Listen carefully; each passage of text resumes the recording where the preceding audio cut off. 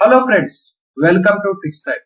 ఈ వీడియోలో నేను మీరు ఎలా చదువుకోవాలి, ఎలా కాన్సెప్ట్ గా చదువుకొని మంచి మార్కులు తెచ్చుకోవాలి అనేది వీడియోలో చెప్తాను. సో ఈ వీడియో ముందుగా వాచ్ చేసే ముందు కింద ఉన్న సబ్స్క్రైబ్ బటన్ ని క్లిక్ చేయండి. అలా క్లిక్ చేయడం ద్వారా నాకు సపోర్ట్ చేసినట్టు అవుతారు. So let start the show. Guys, ఎప్పుడైనా సరే మనం చదువుకునేటప్పుడు అనిపిస్తుంది మనకి ఎవరైనా ఎలా చదివితే బాగుంటుంది చెప్తే బాగుంటుంది అని అనిపిస్తుంది. పొరపాటున మన పేరెంట్స్ దగ్గర పోయామనుకోండి, చదువుకోవాలి నాన్న, అలా చదువుకోవాలి అని చెప్పేస్తారు తప్పితే మార్గాన్ని మాత్రం చెప్పారు. కానీ నేను ఈ రోజు మీకు ఈజీగా ఎలా చదువుకోవాలి, అసలు బేసిక్ అండర్స్టాండింగ్ ఒక సబ్జెక్ట్ మీద ఎలా గ్రిప్ అనేది సంపాదించాలి అనేది నేను చెప్తాను. నేను నా వీలైనంత వరకు నేను చాలా ఈజీగా చెప్పేందుకు ట్రై చేస్తాను. ఒకవేళ మీకు గనక అర్థం కాకపోతే కింద ఉన్న కామెంట్ బాక్స్ లో పెడతాను. గైస్, ఇప్పుడు ఎప్పుడైనా ఒక సబ్జెక్ట్ స్టార్ట్ చేసేటప్పుడు ఫస్ట్ సోర్సెస్ ఆలోచించాలి. సోర్సెస్ అంటే ఏం లేదు, యూట్యూబ్ కానీ లేక బుక్ కానీ. ఇప్పుడు మీరు ఫిజిక్స్ గురించి చదువుతుంది, దానికి సోర్స్ ఏ బుక్ చదువుతున్నా అనేది చాలా ఇంపార్టెంట్. ఇప్పుడు మనం ఒకటి ఎగ్జాంపుల్ గా తీసుకుంటాం, ఏదైనా ఒక ఎగ్జాంపుల్ తెలుసుకుంటాం. ఇప్పుడు ఒక వ్యాపారి ఒక 500 రూపాయలు పెట్టాడు ఇన్వెస్ట్మెంట్ గా ఒక 12 months. ఇంకో వ్యాపార తన ఫ్రెండ్ కూడా 12 months కి పెట్టాడు. సో వాళ్ళకి లాభం ఓ 200 రూపాయలు వస్తే మళ్ళీ వీళ్ళిద్దరు షేర్ ఎంత అంటే 100 అని చెప్తున్నారు. ఎలా చెప్తున్నారు మీకు అందరికి తెలుసు. ఇదే క్వశ్చన్ ని మనకి ఇంకో విధంగా చెప్పేసి ఒక 3 నెలలు 4 నెలలు అంటే కన్ఫ్యూజ్ అయిపోతాం. కారణం ఏంటంటే కాన్సెప్ట్ అక్కడ మనకి తెలియదు, మనం రేషియో చేస్తున్నాం అనేది. ఇది మనము చూజ్ చేసుకునేది. బట్ ఇప్పుడు మీరు ఫార్ములాలు చూసేసరికల్లా మీకు చాలా కష్టంగా అనిపిస్తుంది. అరే ఇంతగానం కష్టంగా ఉందా అని అనిపిస్తుంది. చాలా సింపుల్ ప్రాబ్లం. ఏదైనా సరే మనము చూస్తాం. మనం చూస్ చేసుకునే టెక్స్ట్ బుక్ కనుక చాలా కాంప్లికేటెడ్ గా ఉందనుకోండి, ఫర్ సపోజ్ దాంట్లో చాలా డెప్త్ పదాలు వాడారు, ఒక సామాన్యుడికి ఒక మామూలు వ్యక్తికి అర్థమయ్యే బుక్నే మనం సెలెక్ట్ చేసుకోవాలి. ఏదైనా వీడియో చూస్తున్నాడు, యూట్యూబ్ వీడియో కానీ ఏదైనా సరే దానికి సంబంధించింది అది చాలా ఈజీగా ఉండాలి. ఒక మామూలు వ్యక్తి మన నాన్న గాని అమ్మ గాని చూస్తే చాలా ఈజీగా అర్థం కాకపోవాలి. ఫస్ట్ అలా సోర్స్ మీరు సెలెక్ట్ చేసుకుంటే చాలా ఇంపార్టెంట్. ఇప్పుడు ఒక రేటింగ్ చూసేసి ఒక బుక్ ని కానీ ఒక వీడియోని కానీ ఇవ్వడం కరెక్ట్ కాదు. ఒక్కో మనిషికి ఒక్కో విధానం ఉంటుంది, ఒక్కో పద్ధతి. ఒక్కోళ్ళకి ఒక విధంగా అర్థమవుతుంది, ఇంకోళ్ళకి వేరే విధంగా. సో గైస్, ఈ ఫస్ట్ అనేది చాలా ఇంపార్టెంట్, సోర్సెస్ సెలెక్ట్ చేసుకోండి. ఆ తర్వాత మీరు సబ్జెక్ట్ ఎలా అండర్స్టాండ్ చేసుకోవాలి. సో ఇప్పుడు మీకు చెప్పినట్టు ఇలా మనం డెప్త్ వైజ్ ఒక కాన్సెప్ట్ వైజ్ గా పోవాలి, చాలా డీప్ గా వెళ్ళిపోవాలి. ఇప్పుడు ఇక్కడ రేషియోని వాడాం. అలా ఈ సబ్జెక్ట్ లో ఇది ఒక మ్యాథమెటిక్స్, ఒక్కో సబ్జెక్ట్ ఒక్కో థింకింగ్ ఉంటుంది.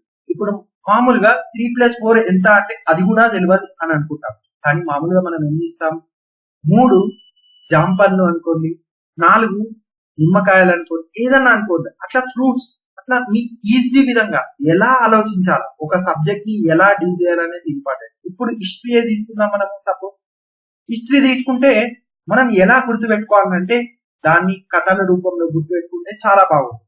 సో ఎలా ఒక సబ్జెక్ట్ ని డీల్ చేయాలనేది చాలా ఇంపార్టెంట్.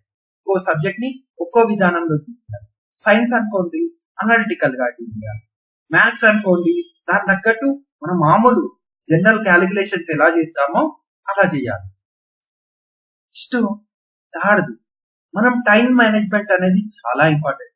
ఎందుకంటే ఫర్ సపోజ్ మీరు ఒక సబ్జెక్ట్ ని ఒక 1/2 hour చదివారు, మళ్ళీ ఇంకా సబ్జెక్ట్ ని 1/2 hour చదివారు, మన కాన్సన్ట్రేషన్ ఉంటుంది. సో ఏదన్నా మీ సబ్జెక్ట్ ఏదన్నా చూస్ చేసుకుంటే కనుక మీరు అది 1/2 hour అలా చదవకండి. ఒక హాఫ్ డే కానీ 1 day కానీ మొత్తం ఆ సబ్జెక్ట్ ని డీల్ చేయాలి, చాలా డెప్త్ గా డీల్ చేయాలి.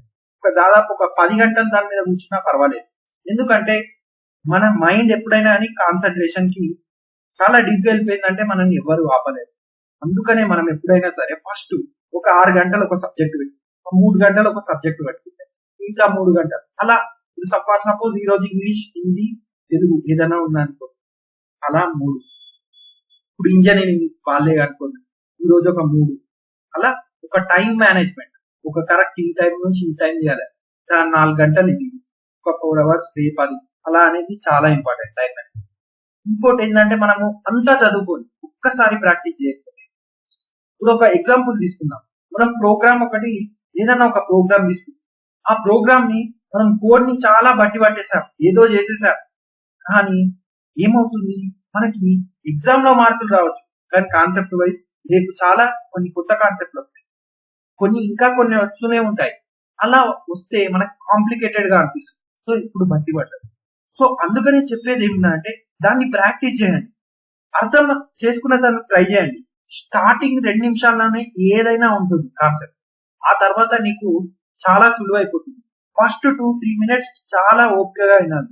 ఏదైనా సరే టెక్స్ట్ బుక్ ఏదైనా మీకు ఇంట్రెస్ట్ లేదైనా సరే ఫస్ట్ బేసిక్ నుంచి ఫస్ట్ గట్టిగా చదివారనుకోండి, ఆ తర్వాత ఈజీగా అయిపోతుంది. ఏదైనా సబ్జెక్ట్ స్టార్టింగ్ లో చాలా టఫ్ గా అనిపిస్తుంది. ఆ స్టార్టింగ్ పదాన్ని, ఆ టర్మినల్ అనేది మనం తెలుసుకోవాలి. సో నెక్స్ట్ ఏంటంటే మనము స్టెప్ వైజ్ ప్రొసీజర్ అనేది చాలా ఇంపార్టెంట్. ఎందుకంటే ఇప్పుడు స్టెప్ వైజ్ ప్రొసీజర్ అంటే ఏదైనా సరే, ఒక నువ్వు రేపు ఐఏఎస్ కావాలన్నా, ఐపీఎస్ కావాలన్నా, లేకపోతే ఏ దానికైనా సరే ఒక స్టెప్ వైజ్ ప్రొసీజర్ ఉండాలి. ఇప్పుడు ఫర్ సపోజ్ నా ఫోనే ఖరాబ్ అయింది అనుకోండి, దానికి ఒక ప్రాసెస్ ఉంటుంది. ఓ ప్రాసెస్ లేకుండా, పద్ధతి లేకుండా దాన్ని ఫోన్ ని రిపేర్ చేస్తా అంటే అది ఉన్నది కాస్త ఇంకా పాడైపోతుంది. సో నా విన్నపం ఏంటంటే మీరు చదివేదేదో ఒక స్టెప్ వైజ్ గా చదవండి. ఫర్ సపోజ్ ఈ రోజు మీరు 5th చాప్టర్ లో చదివేసి ఒక క్వశ్చన్ ని రేపు ఏదో చాప్టర్ లో చదివేశారు, కానీ మీకు 4th చాప్టర్ రాందే 5th చాప్టర్ పోవద్దనే లింక్ కాన్సెప్ట్ ఉంటే నువ్వు చాలా కష్టం అన్నట్టు. ఫస్ట్ బేసిక్ ని బాగా చదువుకోవాలి, ఆ తర్వాత నెక్స్ట్ అడ్వాన్స్ కాన్సెప్ట్ ఈజీగా వస్తాయి. ఎందుకని ఎప్పుడైనా సరే మనం బేసిక్ చాలా బాగా చదవాలి, ఒక స్టెప్ వైజ్ గా పోవాలి. ఫస్ట్ బేసిక్ చదువుకున్నాం అనుకో, నెక్స్ట్ అడ్వాన్స్ కాన్సెప్ట్, అలా అలా వెళ్తూనే ఉంటే మనకి ఈజీగా అనిపిస్తుంది. Next guys, external factors. మన ఇంట్లో కానీ బయట కానీ శబ్దం వినిపిస్తుంది.